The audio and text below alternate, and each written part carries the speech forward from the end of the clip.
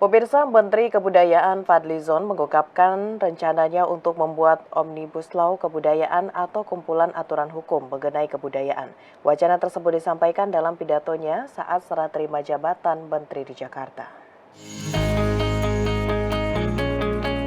Kementerian Pendidikan, Kebudayaan, Riset, dan Teknologi di era Presiden Prabowo Subianto dibagi menjadi 3 kementerian. 3 kementerian tersebut yakni bidang pendidikan dasar, pendidikan tinggi, dan riset dan kebudayaan. Proses sertijab Mendikbudristek Kabinet Indonesia Maju Nadiem Makarim dengan 3 menteri bidang pendidikan dilakukan Senin 21 Oktober 2024 di Gedung Kementerian Pendidikan Jakarta. Menteri Bidang Kebudayaan Fadlizon dalam pidato sambutannya mengungkapkan rencana membuat Omnibus Law Kebudayaan atau kumpulan aturan hukum mengenai kebudayaan. Dirinya menilai kebudayaan harus menjadi kekuatan Indonesia selain SDA yang melimpah. Kebudayaan harus dibina dan dilestarikan. Wacana Omnibus Law Kebudayaan bertujuan menyatukan seluruh aturan mengenai kebudayaan agar tidak terpisah di peraturan berbeda-beda. Meski begitu, wacana ini masih akan dikaji secara mendalam. Karenanya kemudian menjadikan Kementerian Kebudayaan ini terpisah sendiri. Saya kira ini adalah juga satu tonggak sejarah untuk kali pertama Kementerian Kebudayaan menjadi kementerian tersendiri. Sehingga lebih fokus mengurus kebudayaan kita yang sangat kaya. Menteri Pendidikan Dasar dan Menengah Kabinet Merah Putih, Abdul Mukti, berencana mendorong kerjasama antara Kementerian Pendidikan Dasar dengan lembaga pendidikan informal dan non-formal. Langkah ini diambil untuk mewujudkan program wajib belajar 13 tahun yang akan direalisasikan pada tahun 2025.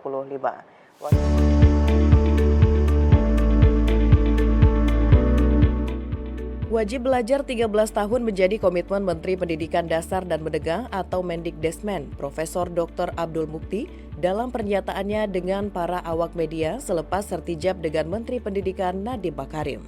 Dalam pernyataannya, Abdul Mukti menyatakan wajib belajar 13 tahun bertujuan meningkatkan kualitas sumber daya manusia melalui pendidikan anak usia dini atau PAUD. Mendikdesmen menilai pendidikan prasekolah di banyak negara maju merupakan hal krusial sehingga pendidikan prasekolah harus menjadi fondasi pendidikan di Indonesia. Jadi 13 tahunnya bukan menjadi kelas 13, tetapi prasekolah itu akan menjadi perhatian dan itu juga yang memang menjadi fondasi untuk pendidikan di tanah air kita ini.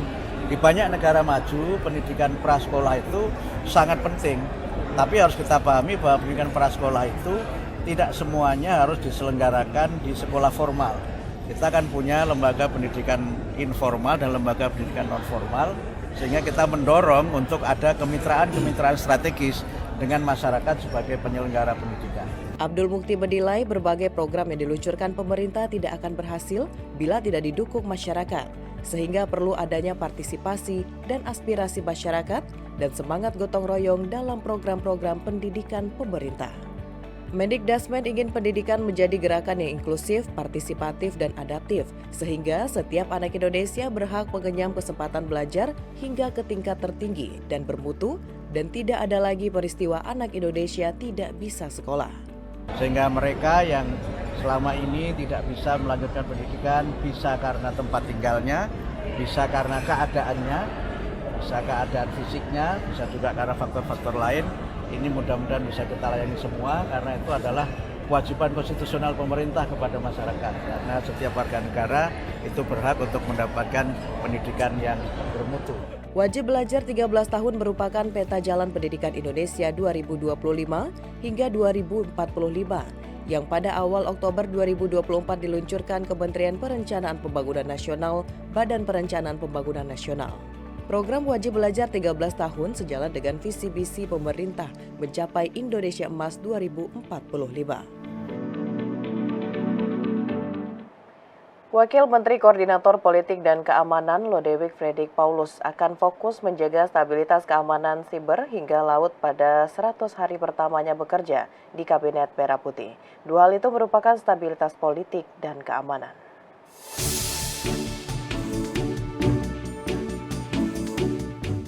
Wakil Menteri Koordinator Bidang Politik dan Keamanan Lodewijk Fredrik Paulus mengatakan pihaknya akan fokus mendukung program 100 hari Presiden Prabowo Subianto dan Wakil Presiden Gibran Rakabuming Raka.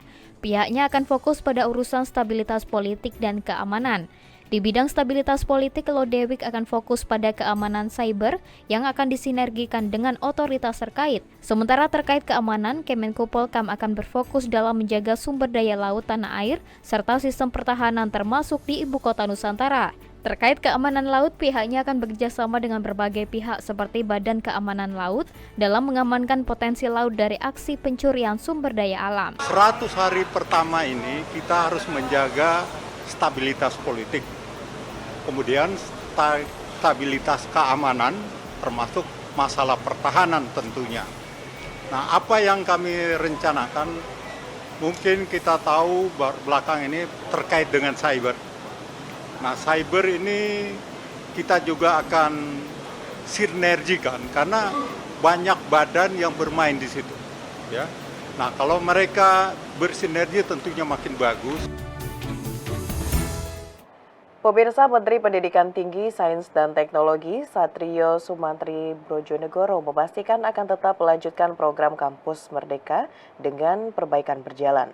Kelanjutan program Kampus Merdeka dimaksud agar tidak ada stagnasi dalam keberlangsungan dunia pendidikan tinggi. Ia juga menyiapkan metode baru pembelajaran di perguruan tinggi agar anak Indonesia memiliki kemampuan berpikir kritis.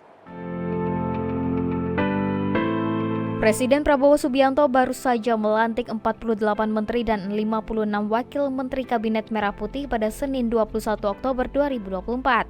Dalam Kabinet Merah Putih, Presiden Prabowo merubah nomenklatur Kementerian Pendidikan, Kebudayaan, Riset, dan Teknologi menjadi 3 kementerian, salah satunya Kementerian Pendidikan Tinggi, Sains, dan Teknologi.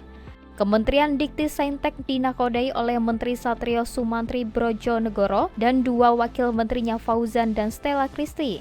Dalam pidato pembukaan di Sertijab Menteri Pendidikan, Satrio mengatakan akan menyiapkan metode baru pembelajaran di perguruan tinggi. Metode baru ini akan mendorong para mahasiswa memiliki kemampuan berpikir kritis dan siap menghadapi dunia kerja.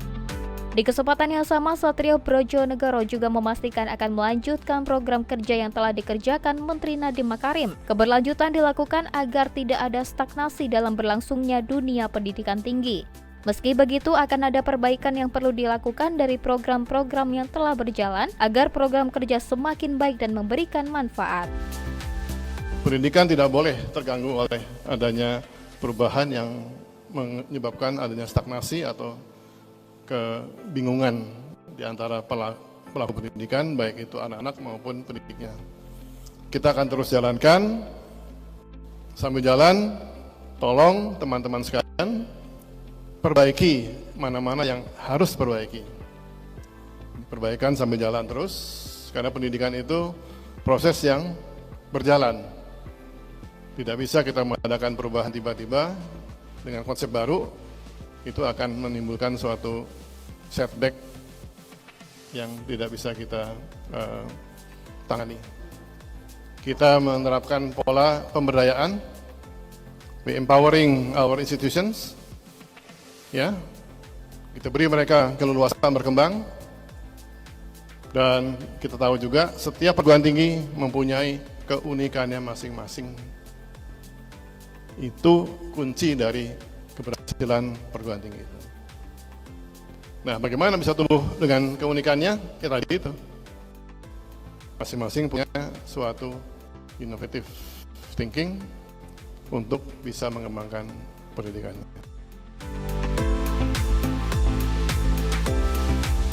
Pemirsa, usai jeda pariwara, kami akan kembali dengan informasi lainnya. Tetaplah bersama kami.